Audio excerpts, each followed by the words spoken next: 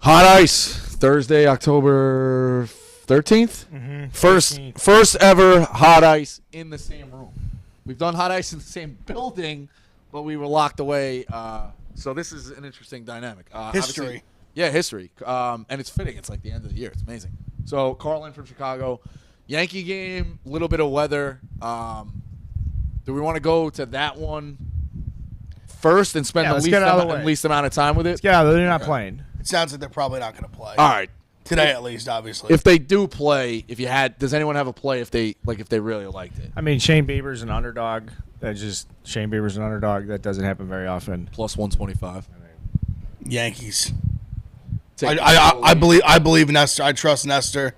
He's been phenomenal all year. They actually, thank God for the last 6 starts of the season, like 4-0, 1.3 ERA, just nasty Nestor. I love him. I'll trust him. Slight favorite, not a huge number. There's something to say here with the Guardians' offense, though, in the last couple of games. Like, you can't scrape together more than a run. You get shut out in it. Derek Cole's a good pitcher. Sorry. They've been good. They get a run against the Yankees. They've been playing close games here. They're not lighting up scoreboards.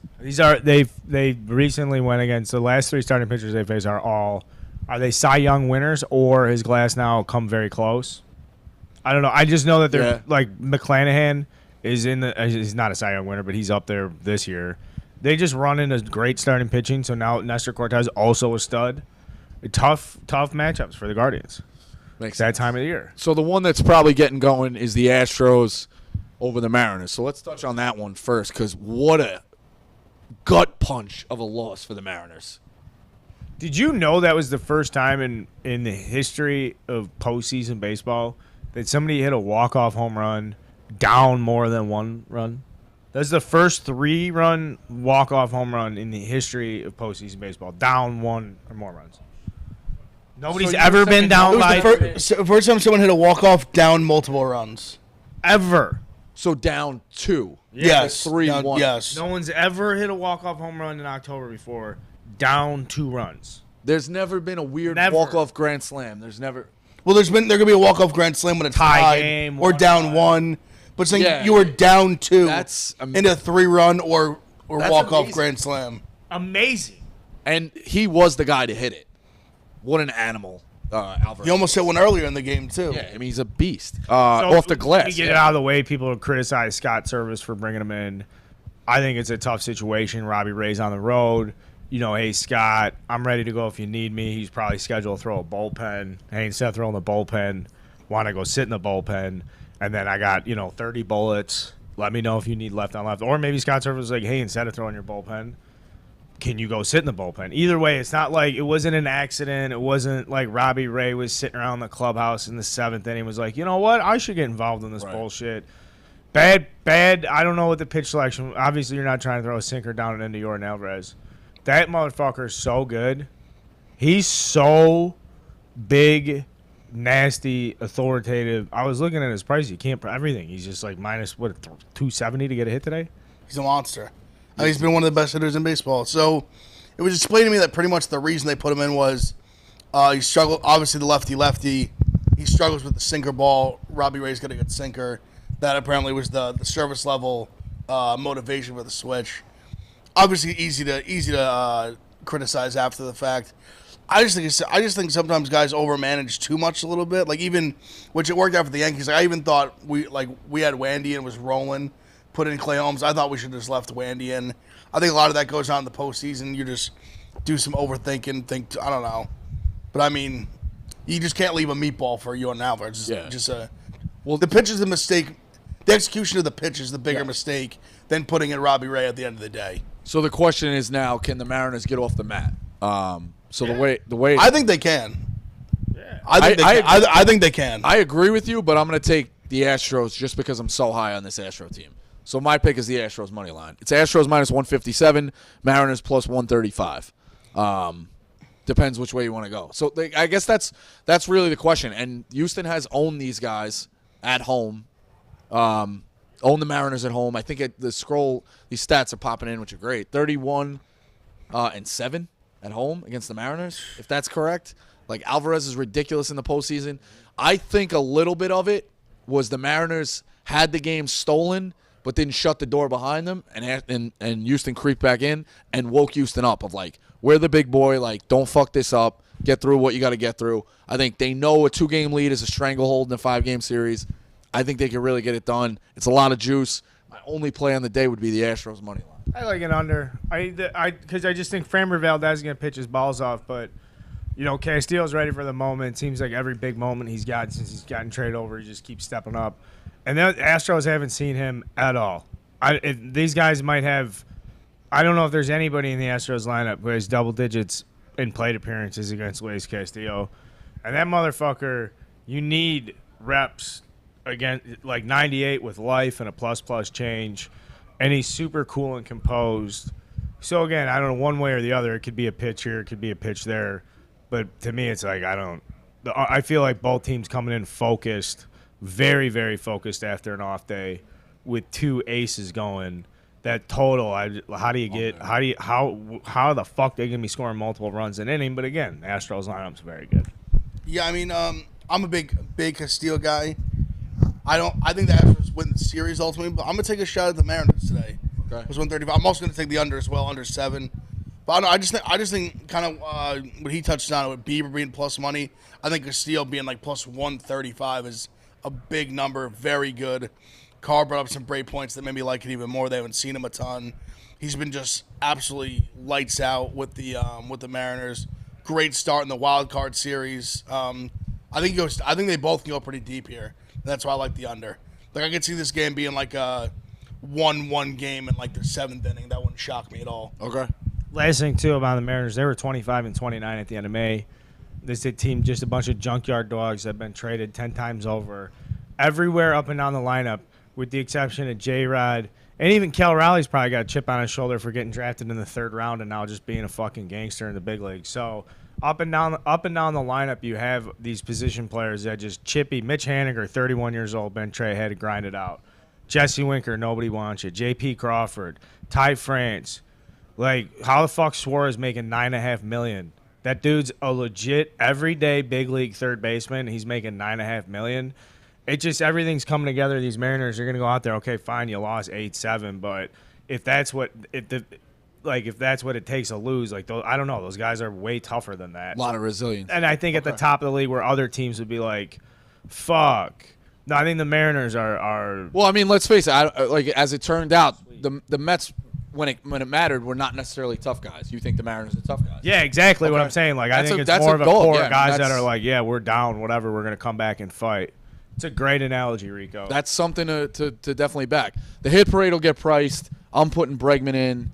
You're going to put in. I got J-Rod. Because the Framber Valdez big sinker. Yeah, we're all one game. I'm going to Jordan. I'm ride the hot hand. Yeah. Hit some really hard balls in that game. Obviously, the home run. He hit a double off the wall earlier in the game. And also just touch back on the Mariners too. I think they're a team where they're so young and they have some like journeyman guys, like Carl said. I think they're a team they feel like they're playing with house money a little bit. Like they're playing loose. Yeah. Like if you came out the way they just jumped on Verlander, like they weren't scared. Right. Like even they got like Rodriguez rookie, like they weren't afraid. Like, we're not supposed to be here. What's jumping the on? But yeah, let's just go play ball and see what happens. That's a dangerous team. No one thinks they're gonna win the series for sure. Well, that's a perfect segue. Most people don't. That's a perfect segue of where it's gonna go. So right now, if you do think the Mariners can win the World Series, I'm sorry, if the Mariners can win this series, plus 380, Houston's minus 530. Okay. Well, I'll save that one for last. If you think the Guardians can rally against the Yankees, they're plus 310. The Yankees are minus 420. Philly is plus 130. The Braves are minus 159. This is the one where I'm kind of like, does somebody know something? Padres plus 150 against the Dodgers minus 182. Like if we're putting, and they all have 1-game leads, but we're gonna put the Astros at minus 530. We're gonna put the Yankees at minus 420, and we're only gonna put the Dodgers at minus 182. Well, it's 1-1. Well, it's 1-1. Musgrove. I'm sorry, you're right. Well, you're right. No, it's been a long week. It has been a long week. And all right, so 1-1. Hey, in person, we could do this in person way easier. We're like, it's all right. We got each other. Yeah. So that was a good game last. Well, that's more of what I guess I was saying. Yeah. So if they dial it up now, are the Padres the hot hand? Well, I think the Padres very much.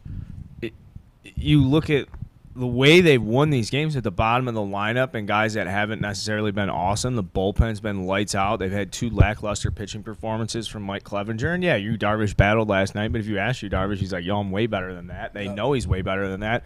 So how they win those games? Bullpen, bottom of the order, fucking air here. Here's a 7-hopper through the right side there. And now they're going back home with momentum, knowing they haven't gotten one good game pitch. Machado is playing like a fucking stud, too.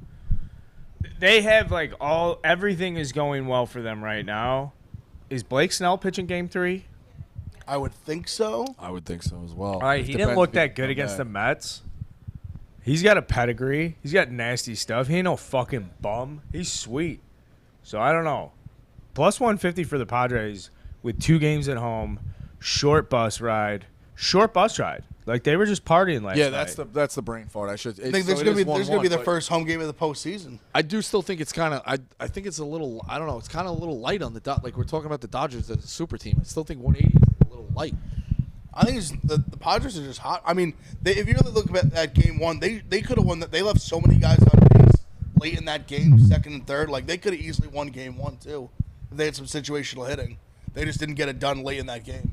Yeah, I was trying to figure out like the Dodgers, as a 111 win team, they finished like 26 games above the Padres, and you're expecting, like where's the 10-run spot? But it's October baseball, things get tighter, and this is where like the superstar factor comes into play. So you've got Machado and Soto, which are 2 very big superstars. Underneath that, though, everybody's just like effective enough. Cronebone, yep. He's like Big probably the third best bat in that lineup, and he was, I want to say 2 for 20 in the postseason before he hit that bomb off Trinan, pimped the shit out of it. So now he's momentum. I mean, shit, the top of their order didn't do, I don't say much, but like the bottom of the order killed the Mets. Yeah, so now like we put it all together, it's like profile. Whoa, here we go. So yeah, interesting. I do think the Padres are a little live here.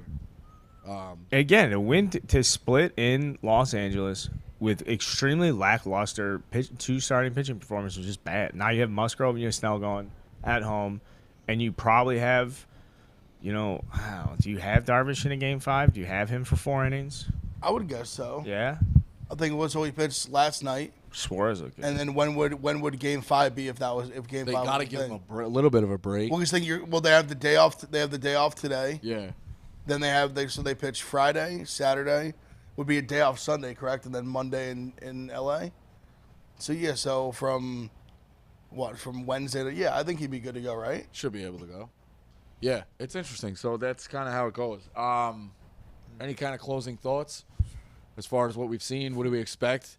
Who would you expect to be the biggest upset in the series that are 1-1? Do we think Philly takes it from the Braves, or do you think the Padres take it from the Dodgers? Good question. They Which played one each are you other more so confident much. in saying happens?